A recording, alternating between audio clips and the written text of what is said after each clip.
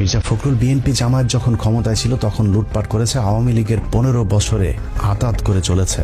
সাধারণ বিএনপির কর্মীরা যখন জেলে গিয়েছে, গুলি খেয়েছে মির্জা ফখরুল ইসলাম আলমগীর, তখন বাংলাদেশ থেকে টাকা পাচার করে অস্ট্রেলিয়াতে নিজের মেয়ে আর মেয়ে জামাইকে আলিশান জীবন যাপন করার নিশ্চয়তা দিয়েছেন। মির্জা ফখরুল সামনে বিএনপি ক্ষমতা এলে আবারও লুটপাট করবে, এটা চোখ বন্ধ করে বলে দিতে পারি।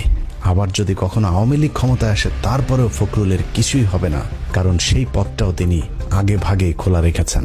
শেখ মুজিবুর রহমানের যে মূর্তিটা ছিল, সেই মূর্তিকে দড়ি বেঁধে টেনে হিঁচড়ে ফেলে দিচ্ছে। তিনি তো আমাদের নেতা ছিলেন, খারাপ লেগেছে।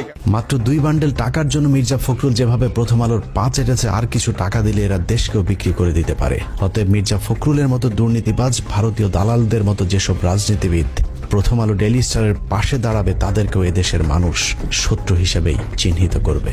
কে বিএনপি আর জামায়াত করে দেখার একদম সময় নেই। প্রথম আলো ডেইলি স্টার